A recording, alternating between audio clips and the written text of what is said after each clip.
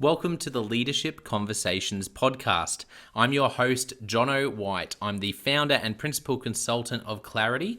We are an Australian-based consultancy that works with leaders around the world, and our passion is to invest in people to become everything they're meant to be in order to fill the world with healthy organizations that people love to work for and customers line up to buy from. The goal of this podcast is to invest in you and your leadership.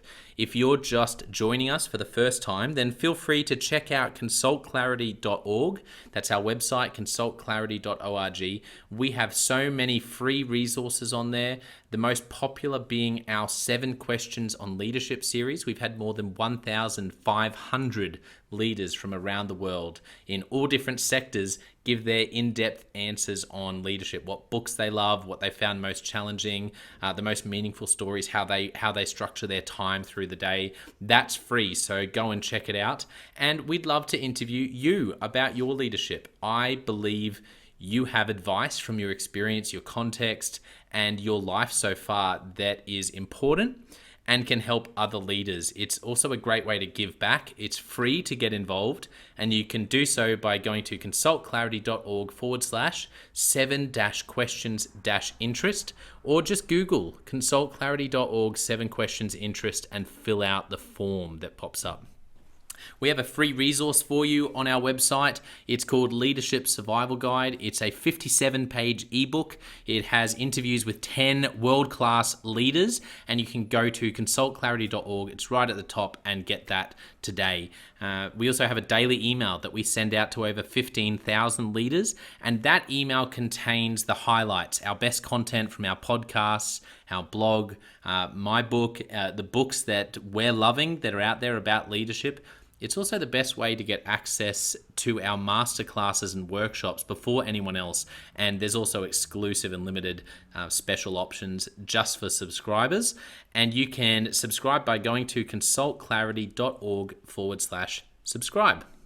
Now, my gift to you is to work incredibly hard to provide the best leadership content I can to invest in you and your leadership. So if you're finding our content helpful, if you find this podcast helpful, then your gift to me could be this. If you do find it helpful, then write a review or rate our content and make sure you subscribe or follow. I can't emphasize enough how helpful that is. It really does help us to get the word out there so we can invest in more leaders to become everything they're meant to be. It also means a lot to me personally when people like you and people in our community share our content on social media. So if you do that, then please do look for me, Jono White, to tag me, and look to tag Clarity on whatever platform you're on. And our team, including me, I'm always looking to see when people have mentioned us so that I can engage with you. And also we look at sharing content. So if you write something about something we've done, there's also a good chance we'll share that with our followers. So if you could do that, that is a massive, massive help as we try to invest in as many leaders as we can around the world. Last of all, you can check out my book about how to deal with difficult people even if you hate conflict. It's called Step Up or Step Out. It's available on Amazon. You can just look up Step Up or Step Out Jono White, or you can go to store.consultclarity.org/book and check it out there. I have coached leader after leader after leader, and in more than 50% of the sessions, this topic comes up. How do I deal with this person? I'm finding it really difficult, and I just want to find a way that doesn't blow up to just to have a difficult conversation, to lead them better. How do I do that? There's a 3-step process that I outline in this book that I believe can help you. Okay, let's get into today's episode of the Leadership Conversations podcast. Enjoy.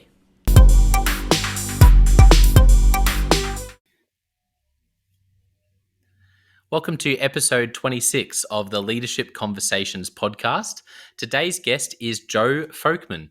Joe is the president of Zinger Folkman, and as a PhD is a co-founder and president of that firm, really specializing in leadership and organizational development. I'm personally really looking forward to today's conversation. He is a highly acclaimed keynote speaker at conferences and seminars the world over. His topics focus on a variety of subjects related to leadership, feedback, and individual and organizational change. As one of the nation's renowned psychometricians, his extensive expertise focuses on survey research and change management. He has over 30 years of experience consulting with some of the world's most prestigious and successful organizations, public and private. A distinguished expert in the field of measurement, his unique surveys and assessments are designed utilizing a database comprised of over 1 million assessments on over 110,000 leaders. Because these tools specifically address critical business results, facilitating development and change is the main focus of measurement efforts. He is the author or co-author of 10 books, Turning Feedback into Change, Making Feedback Work, Employee Surveys That Make a Difference, The Extraordinary Leader, The Handbook for Leaders, The Power of Feedback, The Inspiring Leader, How to Be Exceptional, Speed, How Leaders Accelerate Successful Execution, and The New Extraordinary Leader. Joe and his family reside at the base of and I'll just check my pronunciation of this in a second, Joe, the Wasatch Mountains in Orem, Utah. Joe, it is wonderful to have you on the podcast. I'm glad I got that correct. Welcome. Thanks for coming on. Well, it's great to be here, Jono. And the Wasatch Mountains that's where the 2002 Winter Olympics took place. So yes, okay. Remember that. Okay. That's helpful because I do. My geography is definitely one of my weak points, but my strength with geography is that I love sport. So I do tend to know most locations around the world based on sporting teams or events. Definitely when it comes to I'm a big soccer fan, so I tend to know most of Spain and other places only based on the soccer teams that I know from there, to be honest. So okay. Joe, it's great to have you on here. Firstly, just tell us a little bit about Zinger Folkman and your footprint. Just before we started recording, you talked about that there's some, you have some partners down under here in Australia as well. But give us a bit of an overview of Zinger Folkman. Well, we're a leadership development firm, and our headquarters are in the United States, in the state of Utah. But we have partners all over the world. We have about 25 partners all over the world who work with us and use our research and our products. And we have partners in Sydney and in Melbourne. And actually, that was the last international trip I took before the pandemic. I was in Sydney for 10 days with our partners there. Yeah, so it's a good memory. It's a wonderful memory. And we came back well and then went into hiding. So that was fun. That's right. And have you been up where I'm based, up in Brisbane in Queensland before, when you've come to Australia? I have not, but I want to. So, Jono, an invitation would be appreciated. Well, the invitation's there. Would love to show you around Brisbane. I am very biased, but it is a particularly beautiful part of the world. So yeah, definitely would love to. Once the borders and they are starting to open now as we record this. Thank you for giving us a bit of an overview. I'm interested, and I know the listeners will be interested in your story, Joe. So feel free to go back as far as you want and tell us a little bit of your story, how you, I guess, became the leader you are today and ended up doing what you're doing. Well, when I was in graduate school, they gave me an option of learning 2 languages or taking computer science, math, and statistics courses. And the languages seemed not to be very helpful because the guys that took them would forget them, right after they took the test. So I took computer science, math, and statistics, and I was always curious about measuring attitudes, measuring behaviors. And I just was so lucky to get an opportunity to work with some of my professors at that point. And they had created one of the first 360-degree assessments. Yeah. And they hired me to go out and sell it to people. And it was, and I remember at that point, I'd sit down with HR departments or training and development departments, and I'd say, we have a new tool to help managers develop. And what it is it's a feedback survey that collects feedback about managers from the direct reports, and then they go, "What? you you think that direct reports can give feedback to their manager? That's a crazy idea. That's not a good idea. It's direct reports receive feedback from their manager. So uh, what's interesting, that was many years ago. That was 50 Mm. years ago. But um, lots of things have changed, and what we found is that surprisingly, um, leaders really don't know if they're the best leader in the world or the worst. Wow. They have no clue. And so this whole assessment process, I mean, and so through the years, we had several different firms that we created, and eventually we sold a firm we had called Novations Group, and then I became part of a roll up of 22 different training companies where I met this fellow by the name of Jack Zinger. Yeah. And Jack had a company called Zinger Miller, which was a very successful firm that he had sold a few years before that. And when we got together, my partners said, "Why don't you annoy Joe enough that you and he can write a book?" And so Jack was not that annoying, but he kept pestering me about our research, and we eventually wrote a book called The Extraordinary Leader. Hmm. And so for 25 years, I had given people 360 feedback. And the message that I gave them was, well, look at the feedback and figure out why you're such a loser, you know, Yeah. because the process was essentially, and Jonah, you've probably done this when you give people feedback, they're always looking for what's wrong, right? Yeah. Yeah. I mean, and I had encouraged that. I thought that was the logical thing to do. But when Jack and I got this data, we started fooling around. We had lots of data, thousands of leaders, and we started to look at the impact of strengths. And it was amazing to me because when we looked at it and we looked at leaders with no strengths, their average effectiveness was the 34th percentile. Wow. And we were measuring people, these leaders on about 16 competencies at that time. So then we'd look at if they had one strength, and we defined a strength as a competency at the 90th percentile.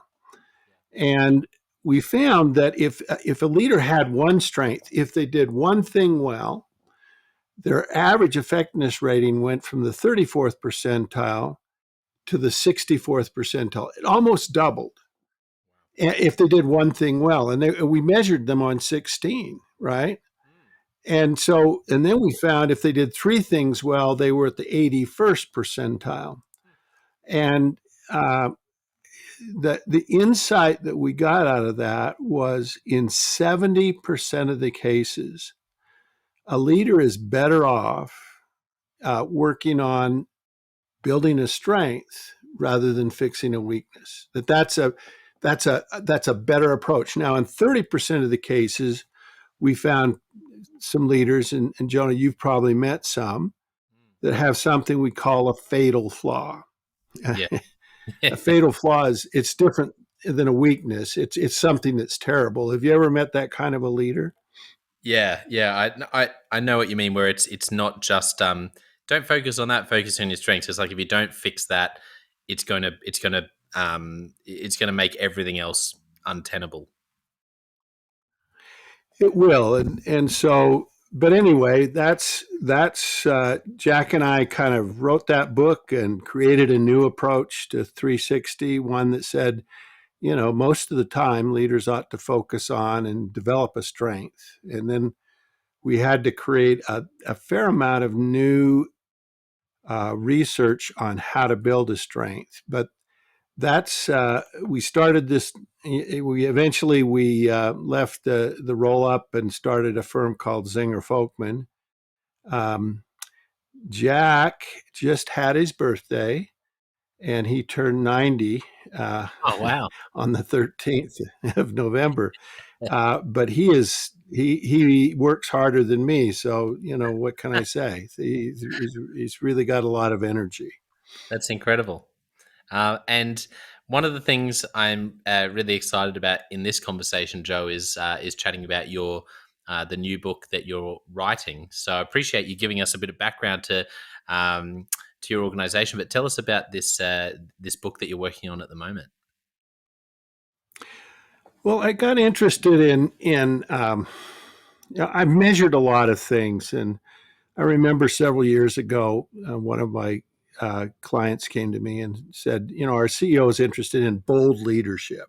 And I go, what's bold leadership? And he sent me a note. It had, like 7 or 8 things that would describe a bold leader. And I created an index. It was composed of 7 items to measure this thing called bold leadership. And I, it was very predictive. It made a lot of sense, and it really was a good index. But after a while, I got thinking, what's the kind of the smallest behavior that makes the biggest impact? I called it my Manhattan Project. The Manhattan Project is where they created the atomic bomb, because an Yeah. atom's really small, but it has, it makes a significant explosion when you break it. Yes. Um, so I wondered if there was something like that in leadership, and what I found was trust. And the interesting thing with trust is that if you go to any continent, any country, and ask people one question, right? A random set of people in the nation, one question, and it says, can most people be trusted? That's the question. Yeah. Um, you can predict with how the percentage of people that say yes, you can predict the GDP of that country, right? Wow. And I think that's fascinating. That's fascinating because if you go to some places in South America where only 6% of the people say, yeah, most people can be trusted, their economy is in the toilet. And if you go to Sweden, where 60% of the people can answer that question and agree to it, their economy is much better. In the US, it's about 40%. Australia is about that same level, 40 or 50%. But with that one question, and so I got very interested in trust and what it is that creates. How does a leader build trust? What are the factors that influence whether a person is trusted or not trusted? Um, I did the analysis on that, and what I found was this is about 100,000 leaders Yeah. where we looked at the data, and we found there were 3 factors that affected whether you're trusted or not. And the 3 factors are, and I this is the order I thought they would predict. Number one was consistency, right? So if you do what you say what you do. I mean that for me was probably the biggest thing affecting trust that I thought Yeah. Sure. before I did the research. Yeah, are you consistent? If you say you're going to be there, you're going to be there. Uh, the second thing was expertise. I mean, when we go to our physician and they're wearing a lab coat, a white coat, suddenly we sort of say, "Oh, you obviously know what you're doing because you're wearing the white coat," right?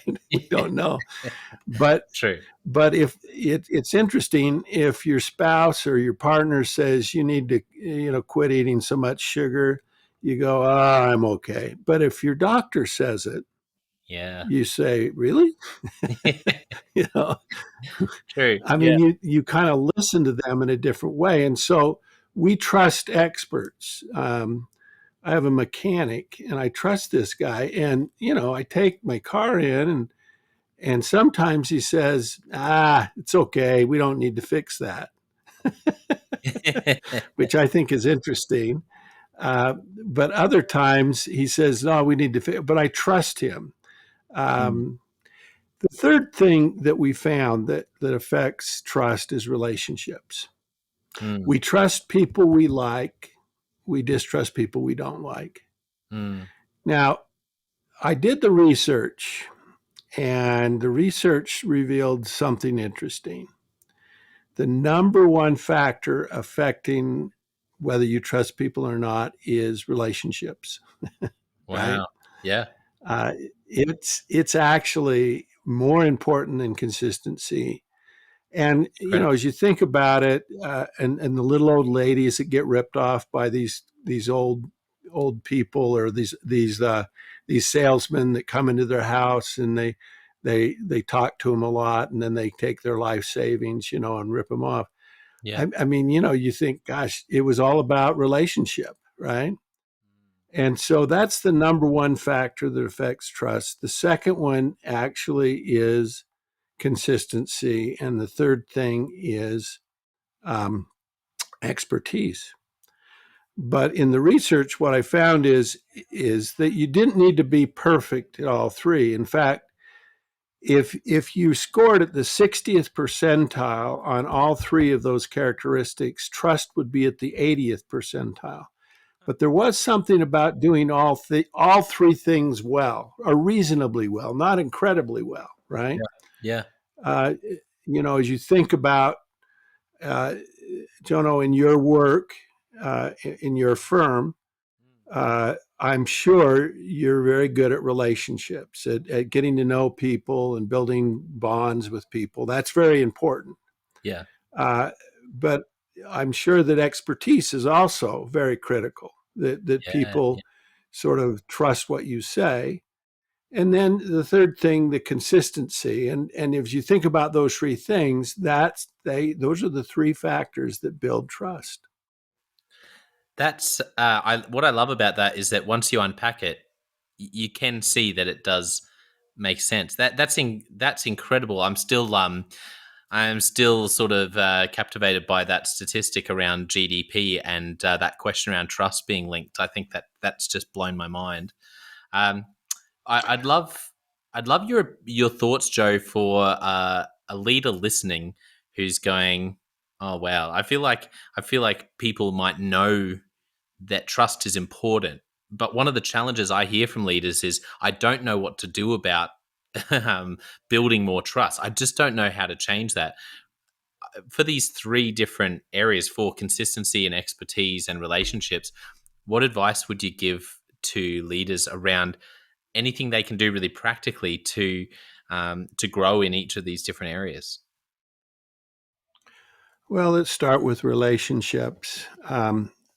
There is a belief with some people that I shouldn't be too close to people.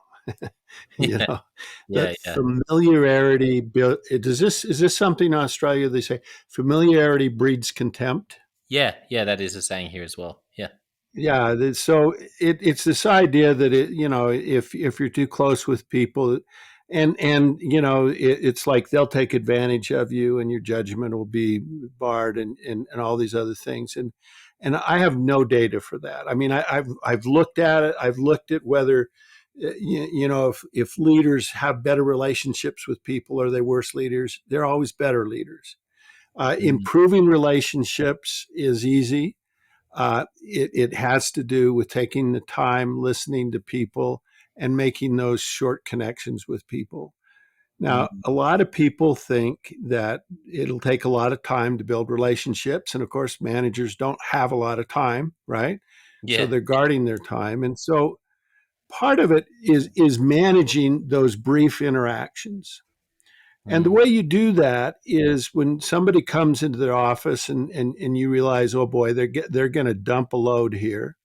You look up and they say, can I talk with you? And you say, yes, but I only have 10 minutes. And what I've found is if you'll give people a time frame, to Yeah. to dump their load, right? They'll Yeah. do it. They'll Yeah. do it most of the time. And sometimes you have to hurry them along a little bit.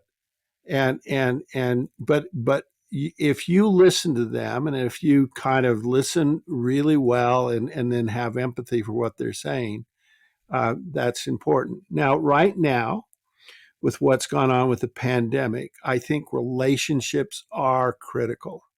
Yeah. And one of the things that happened in the pandemic is that idea of balancing work with relationships. Before the pandemic, it was, well, 60% on work, 40% on relationships, and it needed to shift to 60-40, 60 on relationships and 40 on work. Sure. In the pandemic, in the U.S., we're having something called the Great Resignment. Excuse me.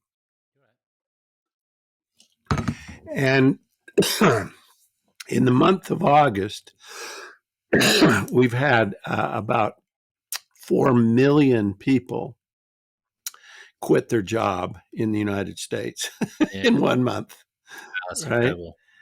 And I don't know if they're doing that in Australia, perhaps some of them, but they blame a lot of that on the pandemic and on people's dissatisfaction with their job, and they're them kind of wanting a better job, a better thing. So relationships are critical. So that's the first thing I would talk about. The second thing is consistency. So here's what happens. You're sitting in the office as a manager. Your direct report comes into your office, and they say, "How am I doing?" And you look up at them and you say, "Great, you're doing great." Are they doing great? I mean, because what that person just heard is, "Hey, I'm in line for a promotion." You Yeah, know, that's right. Yeah. you know, yeah, that I might be the next CEO. Boy, I'm doing great. Um, so every manager I know wants to be Santa Claus, right? They write checks they can't not cash, right? So we make promises we cannot keep. And over again, I sit down with leaders where we've done 360 assessments, and they have low scores on honesty and integrity. And I never tell a lie. Yeah, but do you kind of say things to people like, "Oh, I'll be to this meeting," and then you never show up, or you're doing great and you're not doing great? I mean, Yeah. you this is so common. And so that is the consistency barrier that a lot of people face, is they are easy to say, "I'll do that," when they don't look really closely at what they're promising to do and say, "Do I really have that time? Can I really do this?" Or they tell people they're doing better than they are rather than being honest with them, right? So that's the consistency part, and that's the part where, no, they're not telling bald-faced lies, except they're saying things they don't do. Yeah. Yeah. The third thing is around expertise. And the reality here is we don't have to be geniuses and we don't have to know everything, but leaders, managers need to know their job well. They need to be able to do their job, even the parts that when we went home from the pandemic, we discovered we don't know how to do that. Right? Yeah. Yeah. Sure. And yeah, because I would just throw it over to my assistant or do that. I'd have other people do it. I mean, we've taught people to delegate, but there's so many aspects of our job that we're not up to speed with. Now, we found that we measured technical expertise in managers, and we found that if a leader, and you can find this very strong correlation between age and the perception of technical expertise. But right now, every job is expecting people to be up to date on technology and how to use technology and how to leverage technology. And we found that older leaders are out of date. They don't know, and they're not trying to learn. A few years ago, I ran into this vice president, HR VP, and I asked him I asked him some questions, and then I said, "Well, I'll send you an email." And so I sent him an email, and it was about 48 hours before I got a reply, and I called his secretary and said, "Well, I just sent him a quick message. Why did it take 2 days to get a reply?" And he says, "Well, what he does is he prints out all these emails. He goes home at night. He writes an answer to the email on a piece of paper. He gives it to me, and then I type the answers the next Oh my goodness. day." You Uh, go, boy, is this guy living in the Stone Age? You must have fallen off your chair when you In heard that. the in the beginning of the Industrial Revolution, there was this group in Europe called the Luddites, Mm. and they were afraid of the automation of of the clothing textile business, and so they got together and they went in and ruined all the equipment that this organization had bought, and that's where we get the name Luddite, but that's a name that seems to fit people today. um, can I So ask you a those are the question? three things. Yeah, Yes, I go wanted to ahead. ask you. I've got a few questions. I think it's. I'm excited to chat about this, Joe, and it's. I'm just telling you, I'm really enjoying the chance to just to pick your brain and hear your wisdom around these different topics. What about expertise for young leaders? Because you said that there's a correlation between age and people, I guess, assuming technical expertise. But is there any area? Yeah. Is there anything around expertise that you've seen from the data that you'd encourage young leaders to grow in? Well, uh, what usually happens with young people, and sometimes they're leaders and sometimes they're not. But as you start your career,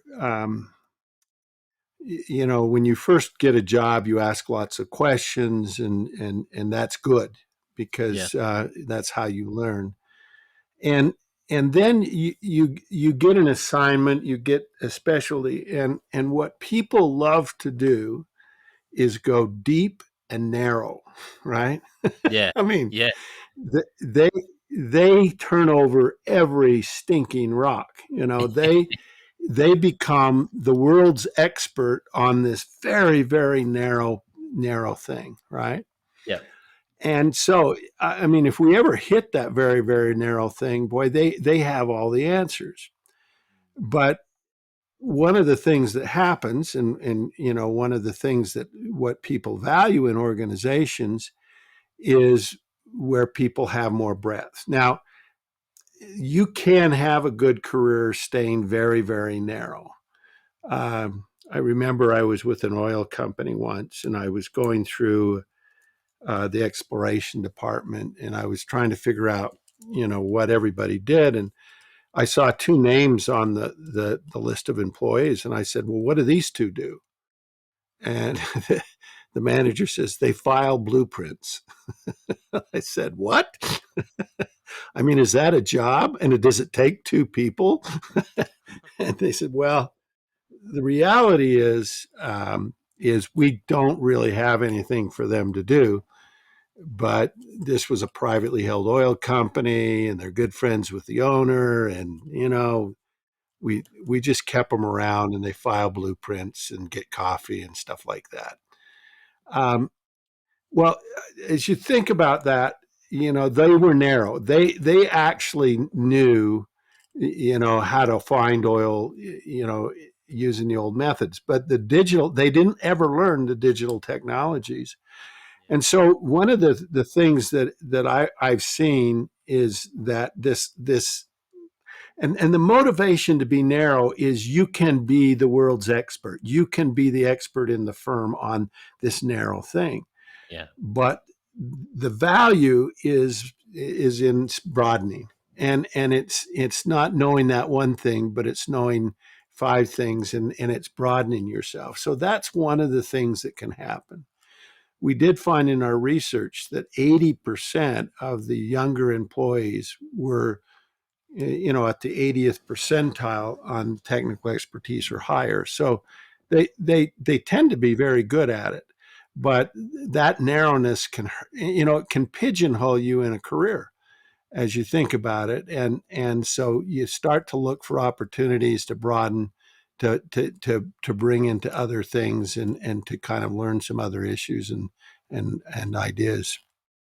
I love that. That's really great advice. I want to go back to consistency and the leader who looks up from their desk in the middle of a urgent project and says, "Yeah, yeah, you're doing great." To that question, "How am I going?" I see this Right. so often. I see leaders. I sit across from leaders and their shoulders slump and they go, "Yeah, I know I do that. I need to give more honest feedback, but I'm afraid of being sort of the tyrant boss." How have you Right. seen that, particularly that gentler personality sort of leader? How have you seen people really embrace giving honest feedback and being consistent so they don't overpromise? Are there any tips that you've from what you've seen where leaders have really been able to grow into that and get better at giving people honest feedback? Let me give you two answers to that. One is, my partner Jack. He used to work for this fellow, and when people come in and say, "How am I doing?" or "What's my performance appraisal?" That manager would always say, "I want to give you a 10, but I can't." And then he'd ask, "Would you like to know why?" And that opens up the second part of this. Um, so so here's the problem in most organizations. We think that the role of managers is to give feedback, and we think the role of direct reports is to receive feedback, right?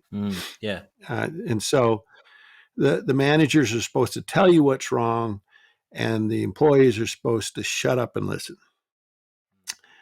Uh, every piece of data we gathered on your preferences for giving positive, negative feedback points to a couple of facts. The first fact is managers think it's their job to tell people what's wrong, to give negative feedback. And they believe that a good manager does a lot of that, right? Mm. Yeah. Good managers give a lot of corrective feedback. And when we asked them, if they had a preference for giving positive feedback, we found that over 45% of them would avoid giving positive feedback. So they preferred, 66% preferred giving negative feedback, but avoided giving positive feedback. Talk about working for a curmudgeon, right? Yeah. So Yeah. Yeah. uh, now, now it's drilled into their heads that that's the best thing. So here's our research. We measured a leader's preference for giving positive, negative feedback. We merged that data, their preference, with 360 assessments on their overall leadership effectiveness, their ability to give feedback, and their ability to develop others. And what we found is those leaders that had a strong preference for giving negative feedback and avoiding positive feedback were rated significantly more negative in terms of their ability to give feedback, their ability to develop others, and their overall leadership effectiveness. This thing, they were doing the job they thought they were supposed to do, and it was hurting them. Um, now, if you look at some interesting research on marriage, there's some interesting data that suggests that marriages tend to stay together when the couple has a ratio, we call it the magic ratio, of 5 to 1. This is a research by the name of John Gottman. And what Gottman found out that he would get a couple together, and then they just count the interactions, and they'd say, is that a positive or a negative, positive or negative? And they found that if the ratio was 5 to 1, 5 positive to 1 negative, that couple would stay married. but but anything less. Now, as you think about that, and well, there's a difference between working for somebody and getting divorced. I get that. But if you think about that in this research that we've done, that negative feedback affects how people perceive you as a leader. Here's my suggestion to these leaders, when people come in and they have a hard time. I would think that if you have an employee that 90% of the time they do the right stuff and 10% of the time they mess up, that your ratio for giving feedback ought to be 9 positives to 1 negative, right? Yeah, true. And so one of the things we've been saying to organizations and to people is to say, we believe that managers can be very much more effective giving more positive feedback. And by doing so, it puts you in the position to provide some corrective feedback. And if you ask me what's the best way to give corrective feedback, I think that manager that said, I'd like to give you a 10, but I can't. Would you like to know why? It's the perfect formula. Yeah. Because here's the interesting thing. When you ask for feedback, when you say it's okay for somebody to give you a negative feedback, your attitude about receiving it changes. Yeah. And so, I think that little line, I would love to give you a real positive thing, but I can't. Would you like to know why? That could make you a much and you know what? They'll always say yes. And then you tell them, and they're more likely to listen and less likely to disagree. Yeah, that's Anyway, that was a very long answer, Jono, to a very simple question. I'm no, it's sorry. a great answer. Oh my goodness, I love the what you mentioned about John Gottman and how you linked it to the that idea of telling leaders, if you will give more positive feedback, you are putting yourself in a position to be able to give in a really effective long term way for the relationship corrective feedback. That is such a powerful concept. Oh, Yeah, it's and it just amazing. wasn't 5 to 0, was it? It wasn't no No. negative. It was 5 to 1. Yeah. And in the five, you don't need to do five, but what you do when you give positive feedback is you create a relationship where that other person doesn't think you're out to get them, that Yeah. you have their best interest at heart, right? And Yeah, that's then, right. I mean, if you think somebody has your best interest at heart and you tell them something that can make them, they'll listen. If you think they're out to get you, then you're just going to brush it off, right? Yeah, yeah, I mean, you pretend to listen, but you won't. 100%. Well, Joe, I can't help but ask a couple more questions because I'm just enjoying this conversation so much, and I love your focus on research and data, and I get really excited about that because I love data driven sort of leadership. So, first question, and I haven't I haven't prepped you for this at all, so we can always edit this out if I catch you too completely off guard. But I'd I'd just love to know, in your sort of time looking at all this data, all this research, so much, 110,000 leaders and millions of different data points. Um, just want you to think of what's one thing that really surprised you. One piece of data, one trend that sort of it really took you by surprise then, and still to this day it sticks in your mind as something where you thought, I had no idea that would be such a significant indicator in that area? Does anything come to mind? Well, John, this is pretty bad, but I'll talk about the research I was doing today because it still surprises me because it's so interesting. So, you think about two skills as a leader, right? Two skills that are really critical, but they have the same end objective, but they're opposite ways of doing things. And one skill is push. We commonly call that drive for results, right? And the other skill we call pull, and that skill we call inspires and motivates others, right? Yeah. Again, what we're trying to do is get more out of people, is get work done, and we have these two ways of doing it: push and pull, right? Push and Yeah. pull. Now, here's the data: 110,000 leaders. When you look at which of those skills people do better, 76% of the people in our database out of 110,000 leaders across the globe are better. Well, you tell me, which one are they better at, pushing or pulling? I'd be guessing pushing. You're right.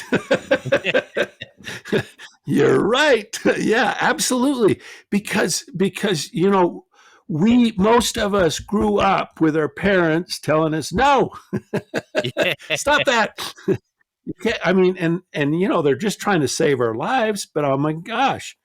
But I mean, we, from a young age, and so 76% of the people are better at pushing, only 22% are better at pulling.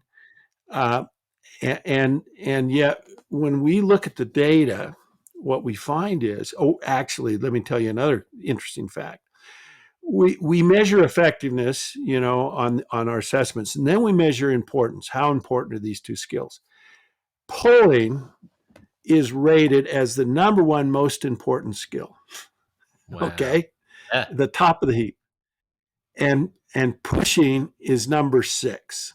Number 6 is Yeah. important. It's still very important. Out of 19, it's number 6. So it's still pretty important. Except for bosses, it's number 1. But overall, by all the raters, uh, polling is considered. So, and when we rate the effectiveness on these two, uh, uh, inspires and motivates others is rated the number 19 out of 19. It's the last. It's the lowest rated behavior. It's the thing that leaders are worst at. And drive for results is up in the 5 or 6 area. Okay, so this interesting behavior, and I'm just fascinated by this. We wrote a book on this called The Inspiring Leader, and this whole idea that and what's fascinating is when I talk to people about this, and they'd say, "Yeah, inspiring." Um, that inspiring is not, so pushing is telling people what to do, and inspiring is getting people to believe that they ought to do something. Right? It's Yeah. it's this Yeah. opposite thing. It's creating in them the desire to do something, not forcing them to do something. Yeah. But and when we look at the data, and I looked at some data today, where I looked at people that were low on push and quartiles, bottom quartiles. So there was low on push, low on pull, and Yeah. of course they got very low ratings on the direct reports were rating whether the organization would be successful and whether they loved the organization, whether they were satisfied with it. So they were in Yeah. the 20th percentile. If they were good at one but not the other, they went up to about the 30th percentile, or percent of people responding. But if they were good, high on push and high on pull, they were at the 60th. In terms of the percent of people that mark 5 on a 5-point scale on these satisfaction ratings, which is really good. Yeah. Um, the idea here is to not quit pushing. Pushing is important. When you set a deadline, when you say, Folkman, I'm going to call you at this time, you better be there.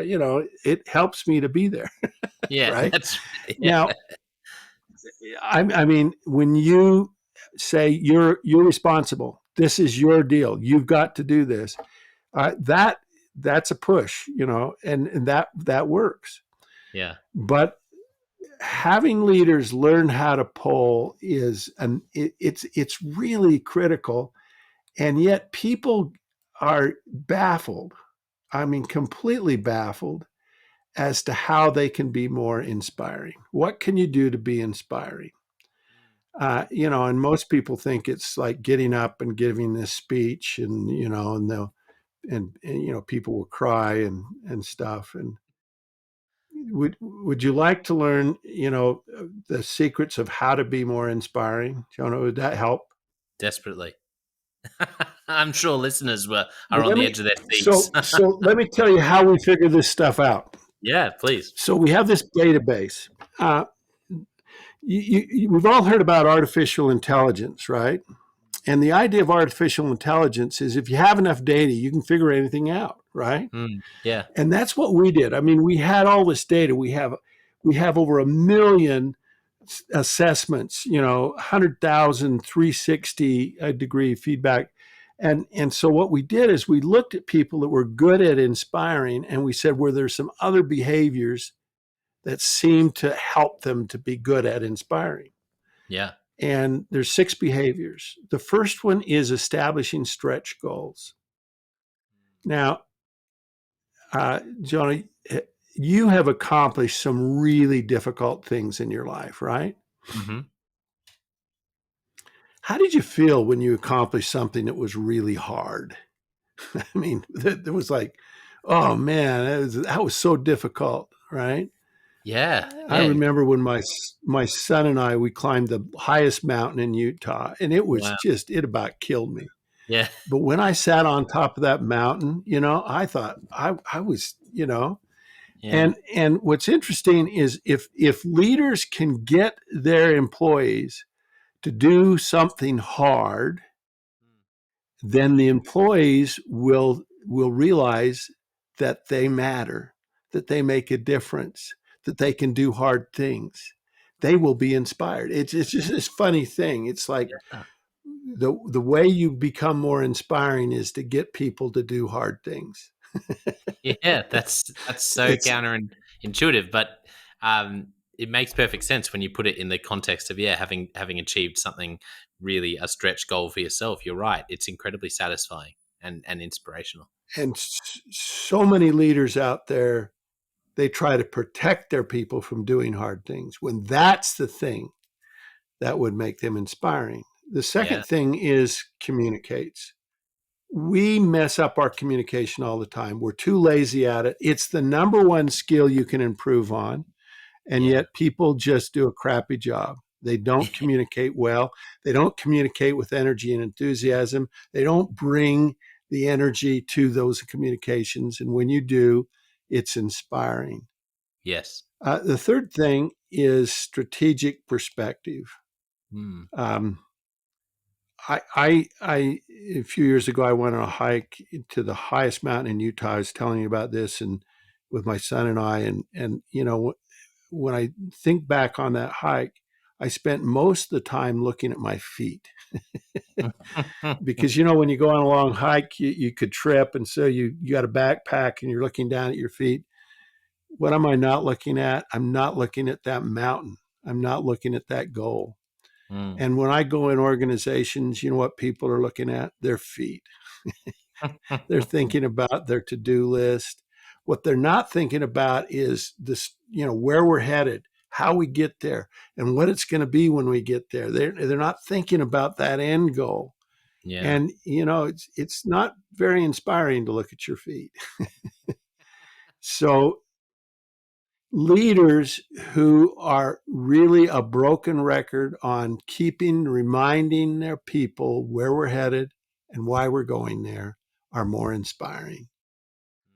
Uh, the fourth one is collaboration and teamwork.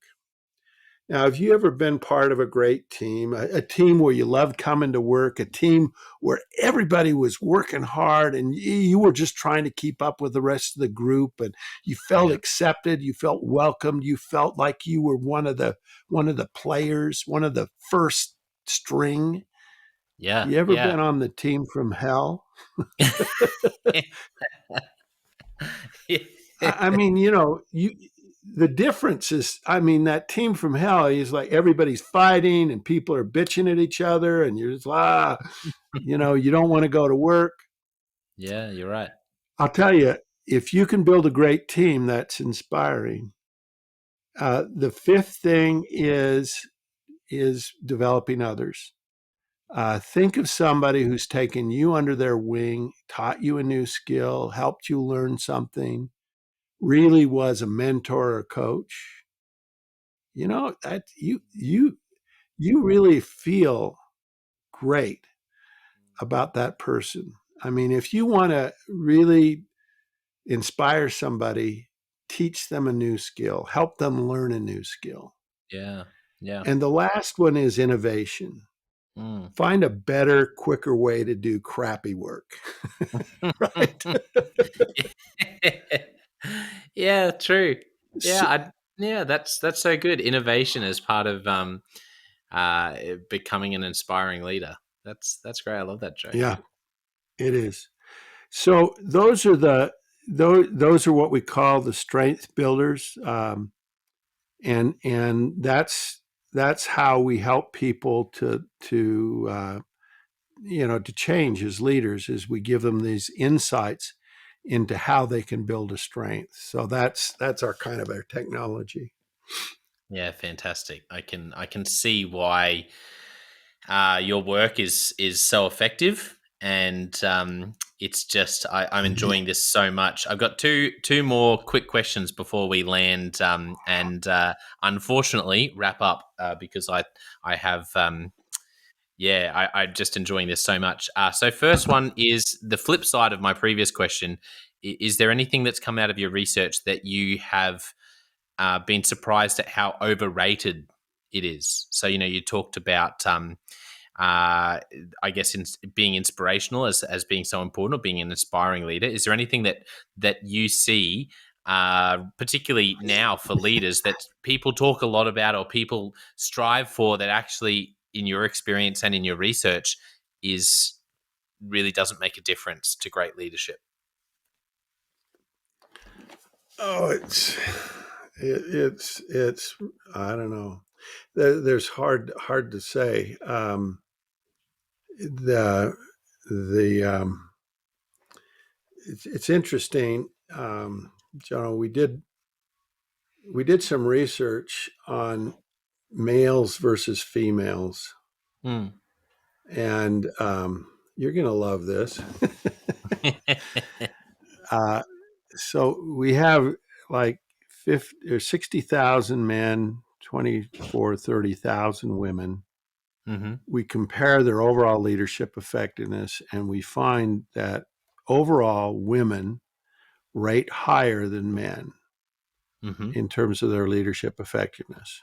Uh, and and and then when we look at the competencies, and we looked at 16 competencies, women were better at 13 of these competencies, men were better at 2.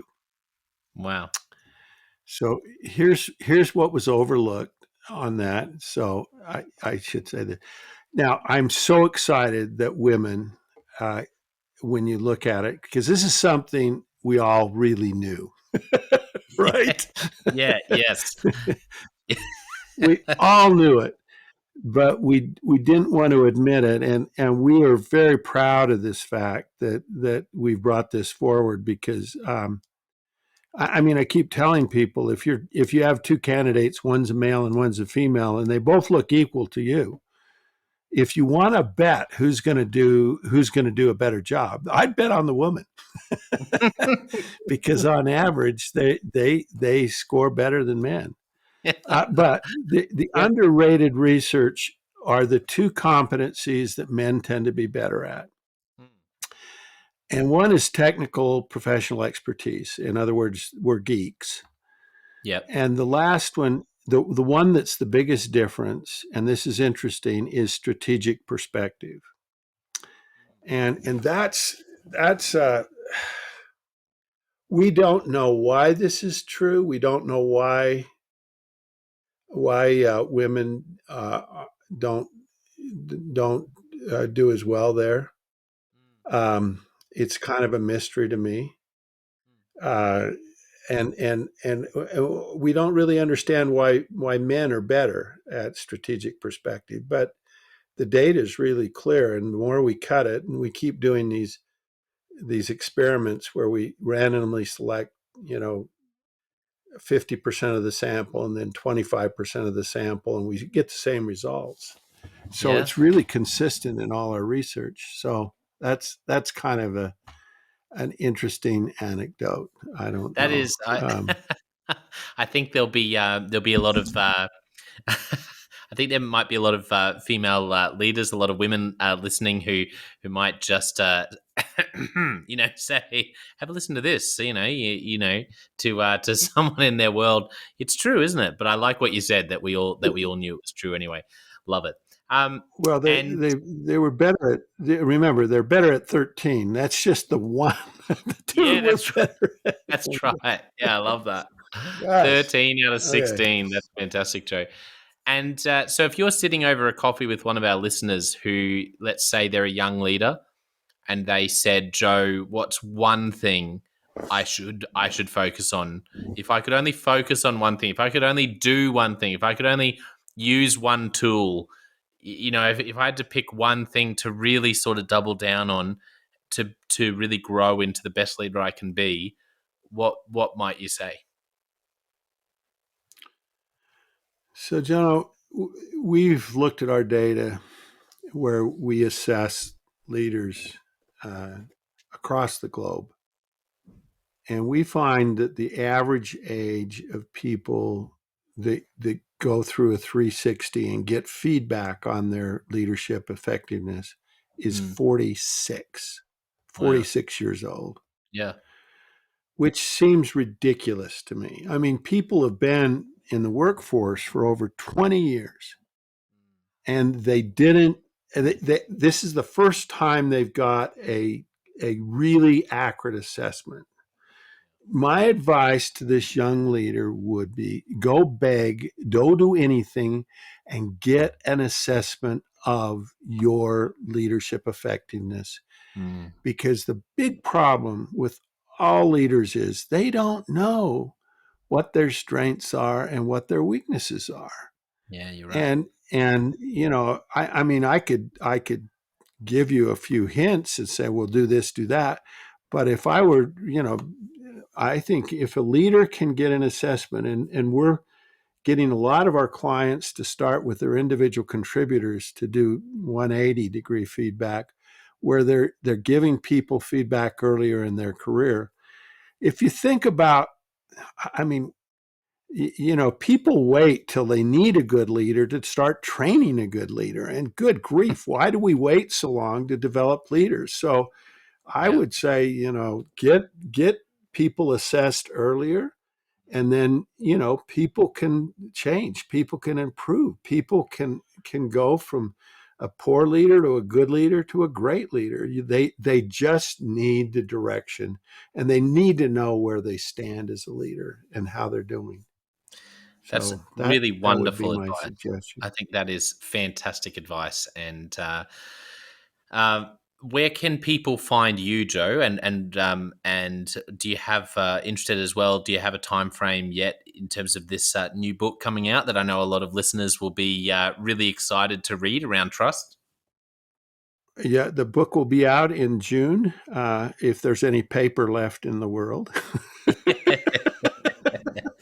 Actually, the publisher's calling me up, going, "We're out of paper." I said, "Well, good. We don't have a date till June." But so that's kind of funny. But you could always get the ebook, so that would do it. So it's Yeah, true. out in June. It's called The Trifecta of Trust. The firm is Zinger Folkman. Yep. You can go to our website, zingerfolkman.com. You can also look at our podcast called The 90th Percentile. And you can, Jack and I both have episodes on that podcast. We do Wonderful. monthly webinars that you're welcome to tune into. And the good news for you Aussies is that we record it so you can listen to it after, because the time zones just don't work out well for you, but we love you anyway. So Thank you. you Yeah. can listen to the recording. I have tried to tune into a So few things yeah, in the US in certain regions, and you go, this sounds great. Look at the time, convert it 2 a.m. Yeah, that would have to oh be yeah, pretty yeah. amazing to get up at. It never works. No. So So that's it's wonderful. 9 o'clock my time. So Yeah, you're very kind. anyway, well, thank you so much. This has been a delight for me, and I appreciate your interviews, and this has been fun. Yeah, did you have any final thoughts for listeners? Is there anything you wanted to leave them with before we, I guess, as we wrap up?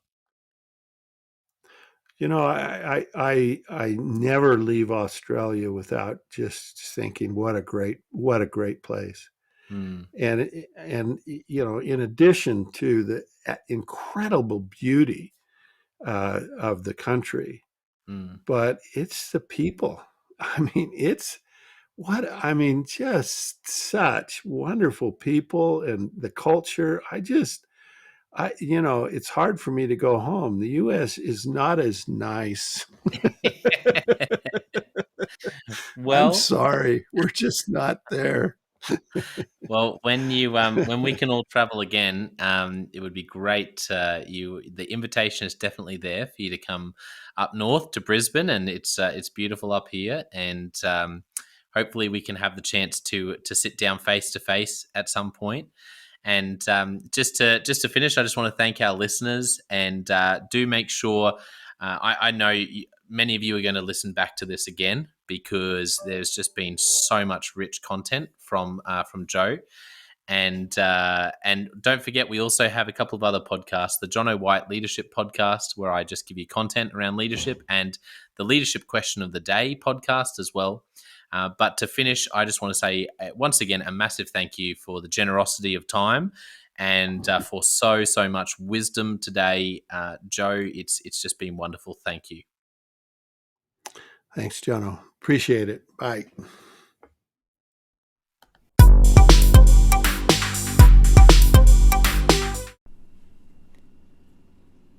Well, I hope today's leadership question has helped you in your leadership and put a stone in your shoe. That's what I love to say, is that my role, I believe, working with leaders is about putting a stone in your shoe. So something you were really comfortable with, now you're walking a little bit uncomfortably, going, is there a better way to do this? How do I handle this? And that's because no growth is comfortable. So I hope that's okay. I appreciate you taking the time. I don't take it lightly.